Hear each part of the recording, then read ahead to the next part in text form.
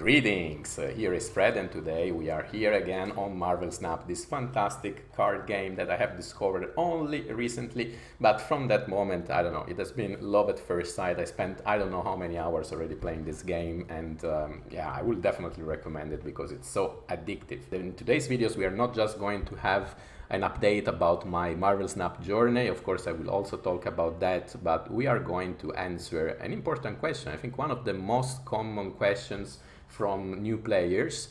And the question is if you should wait before entering the next pool of cards. So just to give a little bit of a background, this is a collectible card game, right? So collecting cards is a fundamental part of the game. And this is also the reason why the cards are divided into different pools. This is basically to balance the game and make sure that somebody who has just started his Marvel Snap journey is not going to play against an opponent that, for example, has the entire collection. That would be absolutely insane. This is the reason why there were different pools that were created. I already made my review of the cards that belong to pool 1 and pool 2.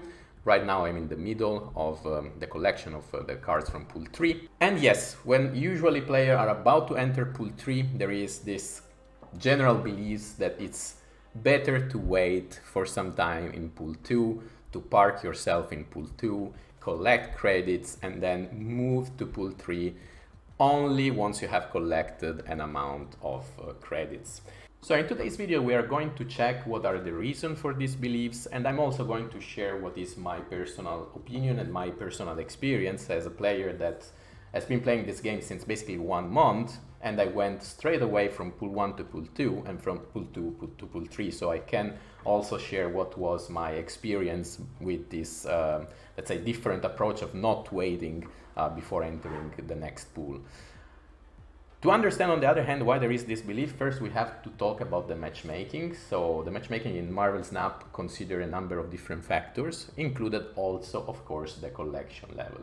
So what it will typically happen is that when you are a late pool 2 player, you are mainly going to play against the other late pool 2 player, and occasionally, only occasionally, against players that are, let's say, in the early pool 3. Because of that, there is the general belief that it's better to wait before entering pool 3, because in this way you will then face better opponents, simpler opponents with not a big variety of cards in their hand, and also this will allow you to rank up very easily and in a faster way. The general idea for the ones who defend this approach of, let's say, waiting before moving to the next pool is that you should just take advantage of this fact of matching against easier opponents, so to say, so that you can move up the ranks very easily, and in this way you can start collecting the credit for entering pool 3. What does it mean? It means that if you will go up here, when you see the credits are this unit here in blue, if you go up to 5,000 credit, you will then be able, all in one shot, to upgrade a number of levels in the collection level and unlock a number of cards in pool 3. And this basically means that you are going to have all of a sudden from 0 cards of pool 3 to 5 or 6 cards of pool 3. And there is the general belief that this will prepare you better to face the pool 3 opponents, rather than instead, just entering pool 3 and starting to unlock new cards from pool 3 one by one. So the reason why I'm not a big fan of this theory is because in reality, when you enter the early pool 3, what happens is that you are going to play mainly against the other early pool 3 players and occasionally against the late pool 2 players. Very rarely, yes, you might also face players from an advanced pool 3 that they are of course going to destroy you with some very, very weird combination of cards that you have never seen before, but that's going to happen very rarely, because basically that happens only when the game, because of your region, is not able to find, or the region and the time is maybe not able to find the better opponents, and then in that case maybe they are taking someone from, let's say, a more advanced progression in the pool 3. But generally speaking, you are going to play with other players that are also from the early pool 3, and they are going to have exactly the same challenges as the ones that you will face as a new pool 3 player, meaning the limited amount of cards from pool 3 that you can use.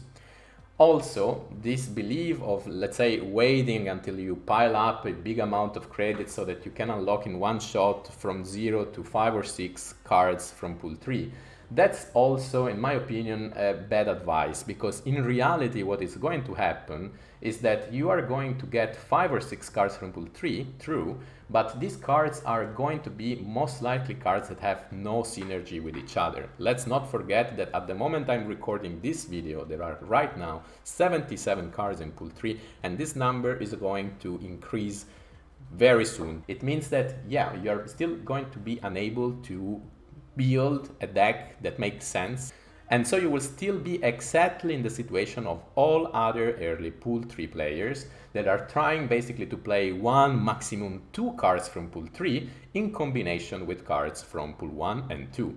So in the end, waiting, it will change nothing, meaning that even if you enter pool 3 with many cards, you are still, let's say, limited in the option that you have while building a deck for the early pool 3, exactly like all the other players.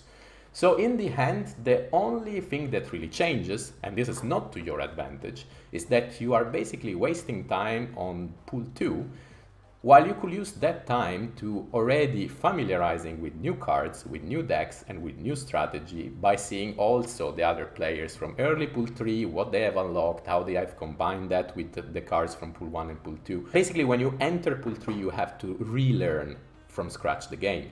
Now, postponing this moment in the perspective of getting more cards when you enter pool 3, in my opinion, it's a complete waste of time. You can see here is my account. We can also go to, where it is, to the tracker.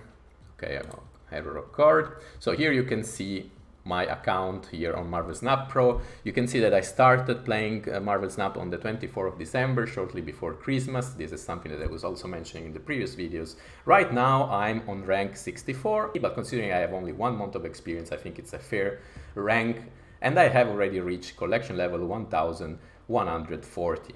Here you can see the split of my collection. As you can see, I've completed 44% of the cards from pool 3. So even though I am already beyond 1000 collection level, you can see that I haven't unlocked even the half of the cards from pool 3. This is to show you that I just went straight from one to another, and I didn't waste any time. I basically invested my month just to rapidly collect as many cards as possible and to try to move up the rank. And the reason why I'm showing you this is also to highlight that, after all, as you can see, this did not really affect my, let's say, my moving up in the ranks, meaning that, of course, yes, there are many players that are better than me, but I am an average player. I'm not particularly smart, and still, as someone who entered immediately pool 3, as you can see, I am halfway in Diamond. I almost reached level 67. Now I dropped a little bit because I made some stupid experiments, but that's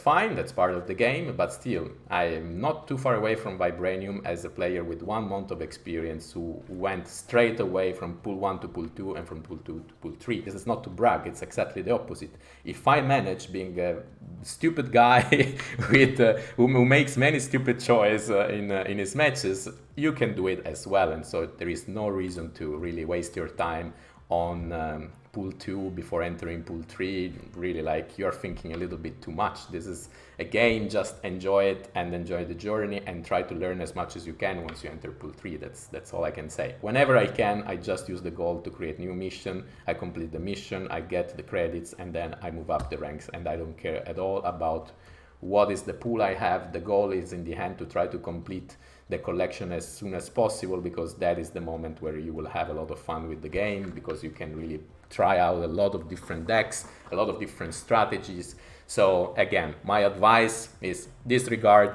the suggestion of who tells you that you should wait before entering pool 3, and just go straight into pool 3. It will not affect too much your journey, as you can see from my current rank. And yeah, try to gather as much experience and as much learning as possible, and everything will be fine. That's all for the video of today, guys. I hope you enjoyed. If this is the case, please leave a like. Maybe also follow the channel, and don't forget, in that case, to maybe also follow me on Twitch, because you might see me streaming also Marvel Snap on the Purple platform. That's all for today, though. So guys, have a nice one. Cheers.